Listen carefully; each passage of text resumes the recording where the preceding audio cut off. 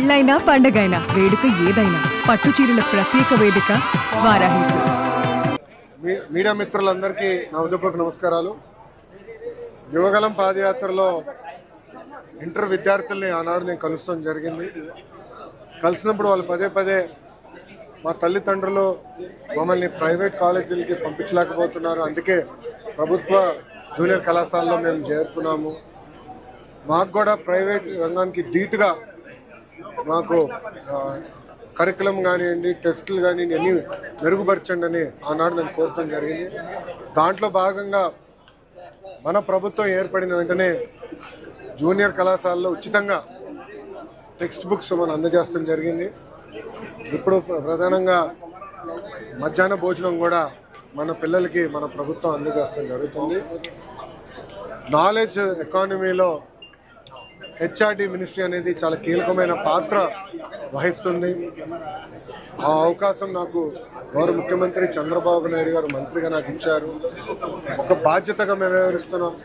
KG నుంచి PG వరకు విద్యను ఎట్లా బలోపేతం చేయాలి, కొత్త సంస్కరణలు ఎట్లా తీసుకురావాలి, ఇతర రాష్ట్రాల్లో ఇతర దేశాల్లో ఎలాంటి కరికులం పాటిస్తున్నారో దాన్ని ఎట్లా చేయాలని దాంతో కూడా అనేక చర్చలు జరిగినాయి. అదేవిధంగా యూనియన్లతో కూడా మేము మీటింగ్లు పెట్టుకుంటాం జరుగుతుంది. గత ప్రభుత్వం లాగా ఏకపక్ష నిర్ణయాలు మేము తీసుకోవట్లేదు, అందరితో చర్చిస్తున్నాం, ఉపాధ్యాయులతో మాట్లాడుతున్నాం, తల్లిదండ్రులతో మాట్లాడుతున్నాం, విద్యార్థులతో మాట్లాడుతున్నాం. వాళ్ళకి ఏం కావాలో తెలుసుకున్న తర్వాతనే నిర్ణయాలు తీసుకుంటాం జరుగుతుంది.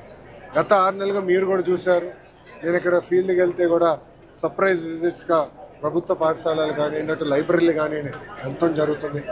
అక్కడ విద్యార్థులు ఎదుర్కొన్న సమస్యలు ఏంటి, ఉపాధ్యాయులు ఎదుర్కొన్న సమస్యలు ఏంటి, ఏం చేస్తే బాగుంటుందని దానిపైన కూడా కలిసికట్టుగా మేము చర్చిస్తున్నాం. దాంట్లో భాగంగా Andhra model of school education తీసుకురావాలని నిర్ణయం తీసుకున్నాం.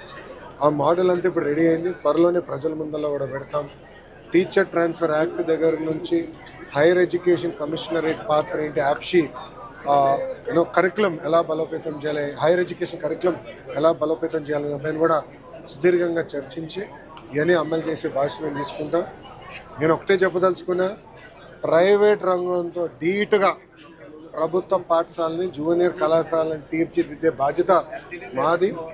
నేను స్పీచ్లో కూడా చెప్పా, జనరల్గా ఏప్రిల్ మాసంలో యాడ్స్ పెద్ద ఎత్తున వస్తాయి, ఎవరికి first rank, second rank, third ranks వచ్చాయనేది వస్తాయి. అట్లా వచ్చే, ఎందుకంటే ఇప్పుడు సమయం మాకు తక్కువ ఉంది, ఆటోమేటిక్గా రిజల్ట్స్ ఇంప్రూవ్ అవుతాయని నేను భావిస్తాను. అంతేకాకుండా వచ్చే సంవత్సరం నుంచి వాళ్ళతో ధీటుగా పనిచేసి ప్రభుత్వ జూనియర్ కళాశాలని బలోపేతం చేసే బాధ్యత మన ప్రభుత్వం తీసుకుంటాం. ఇప్పుడు మీకు ఏమైనా ప్రశ్న ఉంటే దానికి సమాధానం చెప్పిన అదే వచ్చే సంవత్సరం నుంచి పాఠశాలలు ప్రారంభించే ముందర తల్లికి వందనం అనే కార్యక్రమం అమలు చేస్తాం. పాఠశాలలు ప్రారంభమయ్యే లోపల తప్పనిసరిగా తల్లికి వందనం అనే డబ్బులు మేము తల్లికి అందజేస్తాం. ఈ జగన్మోహన్ రెడ్డి నుంచి ప్రజల్లోనే ఉంటాను అని చెప్పి ఆయన చెప్పడం జరుగుతుంది. కొంచెం ఆయన ప్రజల్లో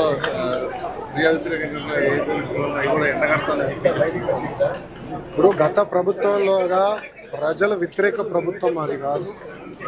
ప్రజలతో ఎప్పుడు ఉంటున్నాం, ప్రజల సమస్యలు తెలుసుకుంటున్నాం, ప్రజల సమస్యలు మేము పరిష్కరిస్తున్నాం.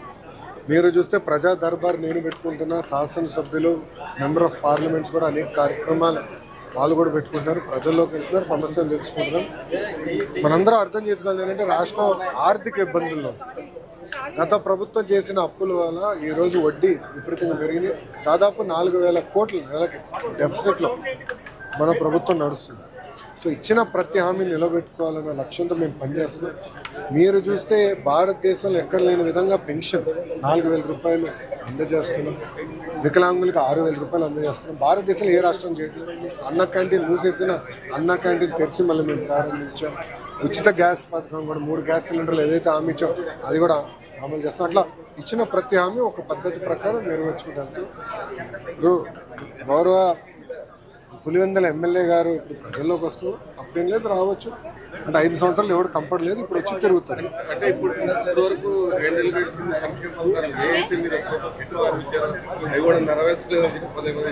ఆల్రెడీ అయిపోయి 3 చేసాం, మిగతా కూడా చేస్తున్నాం. నాకు ఎలాంటి సందేహం లేదు. ఇవ్వని హామీలు కూడా నిలబెట్టుకుంటున్నాం కదా.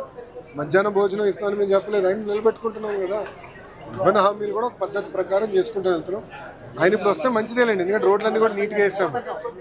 సో ఆయన హెలికాప్టర్లో కాకుండా రోడ్డు మార్గంలో ఎక్కడికైనా వెళ్ళొచ్చు. ఇప్పుడు రోడ్లు చాలా ఇంప్రూవ్ అయినాయి, ఇంకా చేయాల్సిన ఉంది. అంటే 100% అన్ని రోడ్లు బాగున్నాయి నేను అన్ను, ఇంకా ఇంప్రూవ్ చేయాల్సిన అవసరం ఉంది. ఎస్పెషల్లీ ఉభయ గోదావరి జిల్లాలో సీసీ రోడ్లు వేయాల్సిన అవసరం, అది కూడా పద్ధతి ప్రకారం చేసుకుంటూ వెళ్తాం. మేము చేసిన మంచి కార్యక్రమాలు ఆయన చూస్తారని ఆశిస్తాం. సుమన్ టీవీలో మీ పర్సనల్ అండ్ బిజినెస్ ప్రమోషన్స్ కోసం కింది నెంబర్కి కాంటాక్ట్ చేయండి.